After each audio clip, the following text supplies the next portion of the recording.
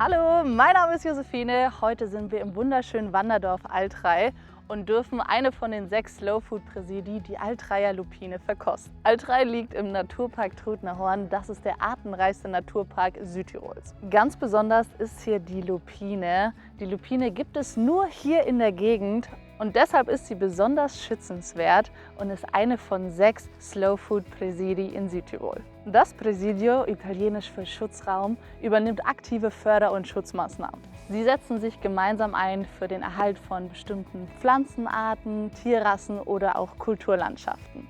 Und darunter zählt natürlich jetzt auch die Lupine. Die Fähigkeiten für Slow Food Präsidii werden von Generation zu Generation weitergegeben und sind deshalb so unglaublich schützenswert. Weitere Beispiele für Slow Food Präsidii sind zum Beispiel der Graukäse aus dem Ahrntal oder auch das Urpal aus dem Finchgau. Wir sind aber heute nicht allein unterwegs. Wir haben nämlich eine Expertin mit dabei, die sich besonders gut mit der Lupine auskennt. Servus, hi! Hallo Josephine, ich bin die Adele Huber, Chefin vom Hotel Langeshof und bin auch im Vorstand vom Verein der Altreier Lupinenkaffeeanbauer. Und ich führe euch heute durch unser wunderschönes Dörfchen Altrei und natürlich gehen wir dann auf ein Feld, wo wir euch dann unsere berühmte Altreier Lupine vorstellen. Ich bin gespannt, los geht's! Altrei ist ja wirklich ein sehr besonderer Ort. Über 700 Jahre alt, ein Paradies für Wanderer. Und hier kommt ja auch die Altreier Lupine her.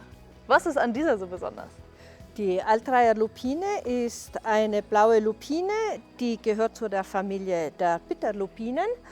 Anscheinend gibt es diese nur in Altrei. Nirgendwo auf der Welt haben wir die gleiche Pflanze noch gefunden. Und nachweislich wird die seit über 150 Jahren in Altrei als Kaffeeersatz angebaut. Und warum ist jetzt die Lupine verschwunden und wie wurde sie wiederentdeckt? Die Lupine wurde ja in Altrei als Kaffeeersatz angebaut, weil früher kannte man zuerst den Bohnenkaffee gar nicht. Danach war der Bohnenkaffee auch sehr teuer und für die Bevölkerung nicht erschwinglich. Irgendwann einmal nach dem Zweiten Weltkrieg ging es dann mit den Leuten auch ein bisschen bergauf und sie konnten sich auch einen Bohnenkaffee leisten. Und dann ist die Lupine langsam in Vergessenheit geraten.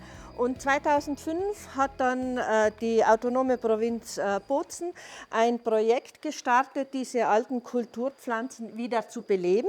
Und wir hatten das große Glück, in Altrei gab es noch eine Bäuerin, die solche Lupinensamen aufbewahrt hatte. Und da konnte man ganz klein mit dem Anbau wieder beginnen. Wir schlendern jetzt noch etwas durch das Dorf und schauen uns die wunderschönen alten Höfe an, bis wir dann schließlich zu einem Lupinenfeld kommen.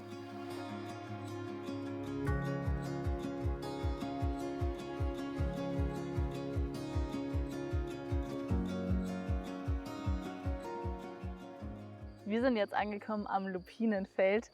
Das sind jetzt die kleinen Lupinen, aber du hast uns gerade schon verraten, wie groß werden die denn? Die Lupinen, die werden ca. 1,20 Meter groß und dann Ende Juni, Anfang Juli fangen die an, wunderschöne blaue Blüten zu entwickeln. Aus diesen blauen Blüten werden dann kleine Böhnchen, die Lupine gehört ja zu der Familie der Bohnen. Und in diesen Bohnen wachsen kleine Kerne und diese reifen dann und werden dann gepflückt. Aber was ganz wichtig ist, die müssen gepflückt werden, bevor die überreif sind, weil wenn die überreif sind, dann springen die Kerne aus den Hülsen und landen irgendwo im Feld. Deswegen müssen die jeden zweiten Tag kontrolliert werden, die Pflanzen, und die fast reifen Bohnen gepflückt werden. Boah, das hört sich ja ganz schön aufwendig an. Gibt es dafür Maschinen? Nein, es gibt keine Maschinen, das ist wirklich noch Handarbeit und das ist auch deswegen sehr zeitaufwendig. Die Bohnen müssen wirklich regelmäßig gepflückt werden und danach noch getrocknet werden. Bevor wir jetzt also zur Verkostung zu dir zurück zum Hotel fahren, eine abschließende Frage. Warum ist es jetzt so wichtig, die Lupine zu bewahren? Die Lupine ist eine alte Kulturpflanze. Für Altrei ist die besonders wichtig zu bewahren. Das ist unser Merkmal. Die blaue Lupine wächst ja anscheinend nur in Altrei. Und natürlich ist es für die ganze Dorfbevölkerung sehr wichtig, dass diese Kulturpflanze erhalten wird und auch weiter angebaut wird. Und man kann ja aus diesen Lupinen wunderbare Produkte machen und verkosten und essen. Deswegen denke ich, ist es auch ganz wichtig, dass diese Pflanze erhalten bleibt. Was tut da das Slow Food Presidio? Also Slow Food ist ja dafür bekannt, dass sie kleine lokale Produkte und Kreisläufe fördern. Und natürlich ist Slow Food auch eine Marke, durch die wir eine ganz große Möglichkeit haben, unsere Altraier Lupine. Wir nennen die im Volksmund Valtruyer Lupine, früher genannt Valtruyer Kaffee. Mittlerweile ist die offizielle Bezeichnung Valtruyer Lupine. Und durch Slow Food haben wir die Möglichkeit, dass wir diese Lupine auch bekannt machen können. Ganz lieben Dank, du hast mir super viele Fragen beantwortet. Jetzt wäre alles hier auf dem Feld geklärt und ich bekomme ein bisschen Hunger und will jetzt auch testen, wie die Lupine so schmeckt. Deswegen auf zu deinem Hotel. Ja, machen wir. Auf geht's!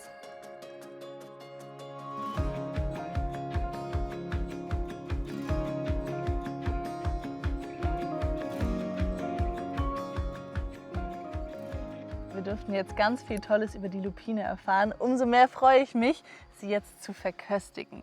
Du hast hier jetzt schon ein Pulver in der Hand. Was ist das?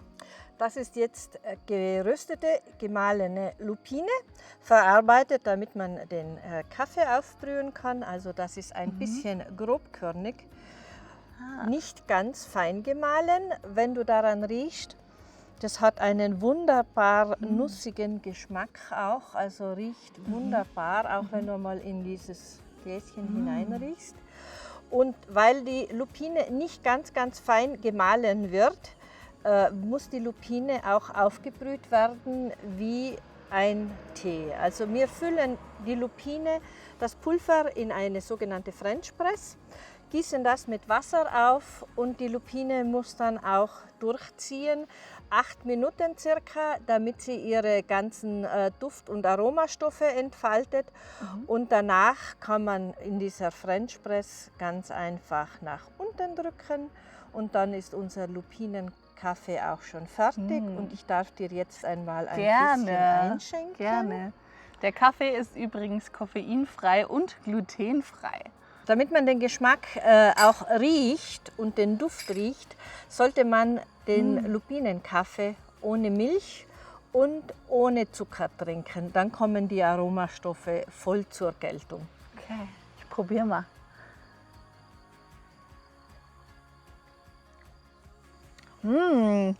Boah, richtig nussig. Gell? Der Kaffee schmeckt. Das ist ein ganz besonderer Geschmack. Der ist vielleicht ein bisschen bitter hinterher, aber genau das macht das Besondere bei diesem Lupinenkaffee aus. Die Lupine wird nicht nur als Kaffeeersatz verwendet, sondern findet auch Verwendung in der Südtiroler Küche. Und das schauen wir uns jetzt an. Südtirol ist ja besonders beliebt für Genussurlauber. Und jetzt dürfen wir die Lupine probieren, wie sie in unserem Mittagessen eingesetzt wird. Da haben wir jetzt einen besonderen Gast hier, beziehungsweise wir sind die Gäste. Ja. Kannst du dich einmal kurz vorstellen? Ich bin Angelika, eben vom Kürbishof, die Tochter des Hauses. Wir sind nämlich ein Familienbetrieb. Mama und Papa sind hier 2006 losgestartet. Hier war erstmal Stadel, also von null. Und jetzt bin eben ich und der Matthias eingetreten. Ich im Saal und der Matthias eben in der Küche. Und ihr kocht mit der Lupine? Ja, wir kochen auch mit der Lupine. Lupine ist nämlich, also unsere Lupine ist sehr vielseitig, auch im Geschmack. Nicht nur als Kaffeeersatz zu verwenden, wie ihr vorhin schon mit der Frau Adele probieren durftet, sondern kann man auch als Gewürz eben in der Küche hier nehmen.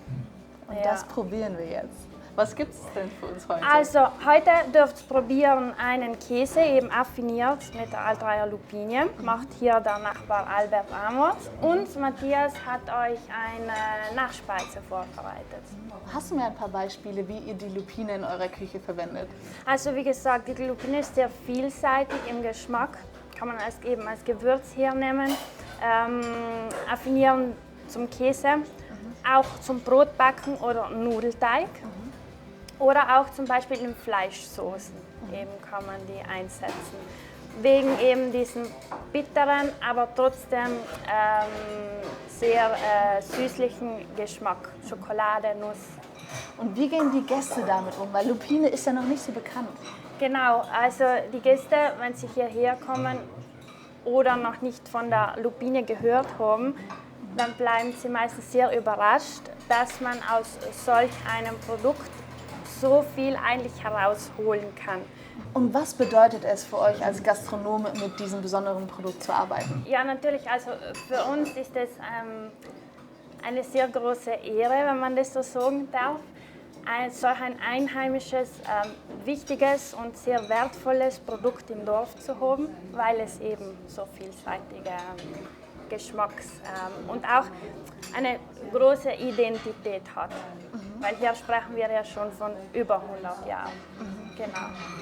Ja, krass, das ist schon eine sehr, sehr lange Zeit. Und was macht dieses kulinarische Erlebnis für euch aus? Was möchtet ihr den Gästen bieten? Wir möchten den Gästen bieten, dass man auch mit wenig viel machen kann. Also, dass wir im Dorf Kreisläufe binden, das ist schon sehr wichtig.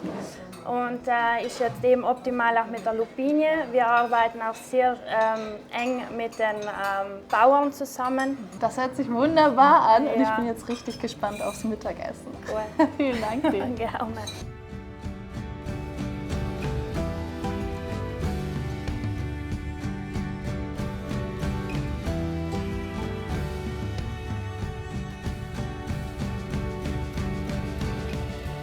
Wow, also ich muss schon sagen, das war ein so unglaublich gutes Essen. Ich habe es wirklich sehr, sehr genossen. Die Erzeugnisse stammen hier alle aus der Gegend und man weiß genau, wo sein Essen herkommt. Zum Abschluss gibt es jetzt hier noch einen Nachtisch mit der Altraia Lupine. Darauf bin ich schon sehr gespannt. Du riechst auch schon diesen nussigen Geruch. Und das lassen wir uns jetzt noch schmecken. An dieser Stelle schließen wir tatsächlich auch das Video schon ab. Gib dem Video unbedingt einen Daumen nach oben, wenn es dir gefallen hat. Und schreibt mal in die Kommentare, ob ihr schon mal in Südtirol wart. Und wenn, wo genau. Bis zum nächsten Video. Eure Josephine. Guten Appetit.